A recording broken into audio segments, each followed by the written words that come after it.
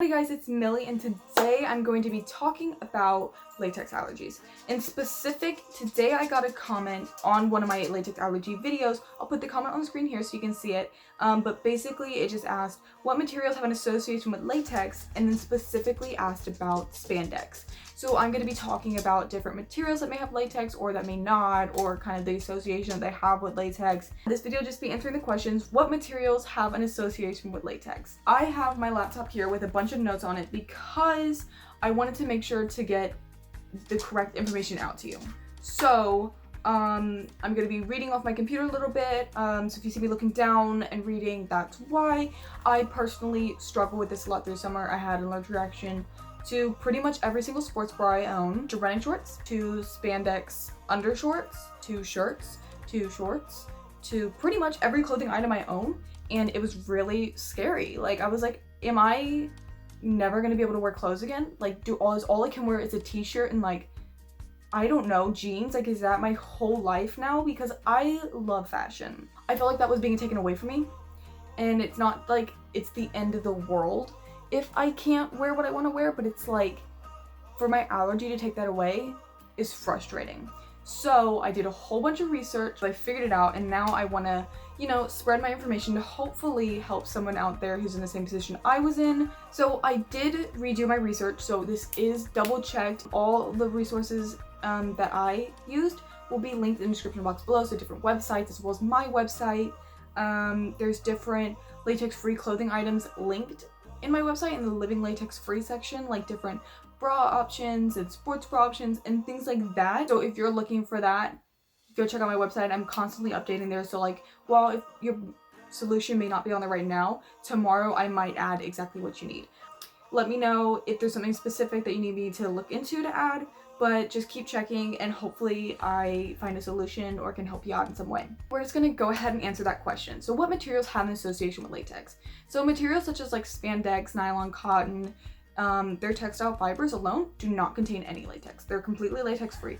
However, finished products like a shirt, a pair of shorts, a scrunchie, things like that, they may contain latex in the end due to added products. These added products could be latex thread or elastic thread or elastic, but I'll get into those things later. First, I want to address spandex because spandex is a big question for me. It always has been like, does spandex have latex? And now this other person asking me like, does spandex have an association with latex?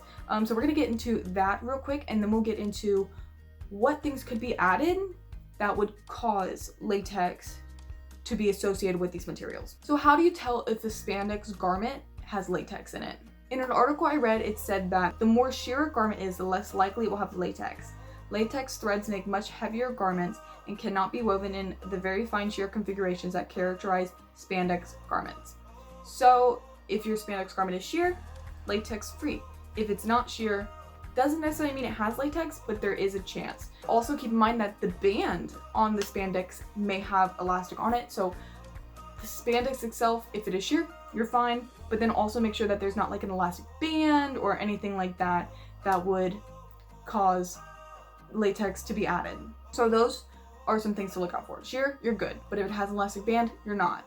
But if it's sheer and no elastic band, you're probably fine. Like, there's probably no latex on it, you're probably good.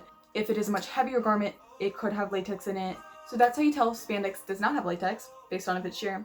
But if you can't tell if it does have latex unless you contact the manufacturer, if it says if it has latex thread. But if it's a heavy spandex garment, I would call the manufacturer or not wear it. So now that we've addressed spandex specifically, I'm going to get into the added products that could add latex to your clothing. So like I said a second ago, elastic almost always has latex. But the one kind of elastic that doesn't is fold over elastic.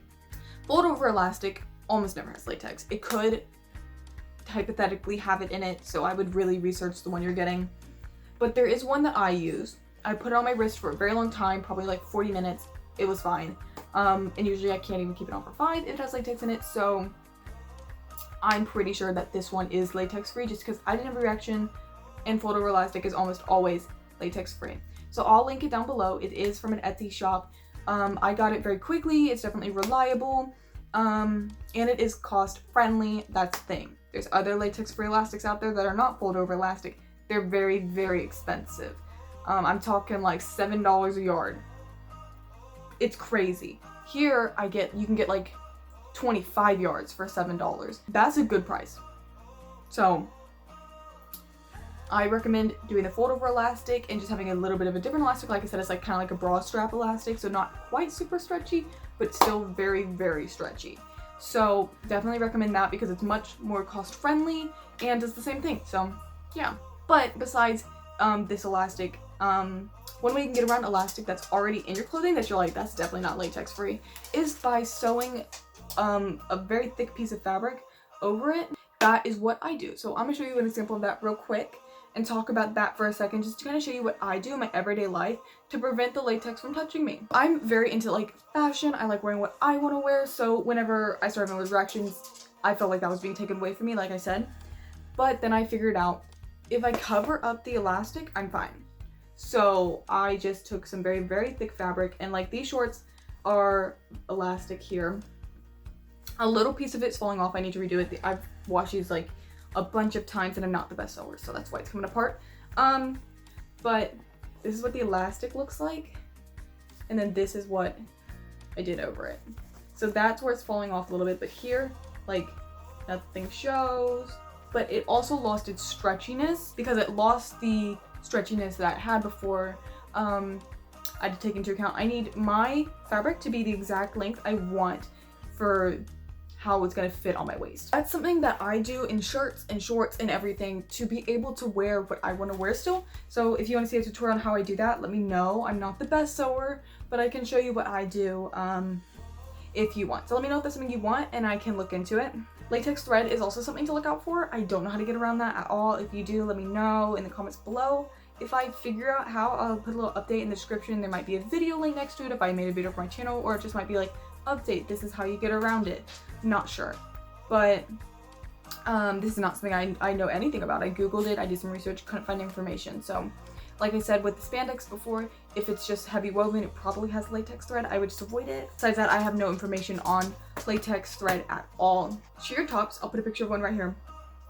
They are often made using elastic thread, or potentially latex thread. So all these things have latex in it. And this is a top that you should avoid buying. Latex elastic is something to look out for.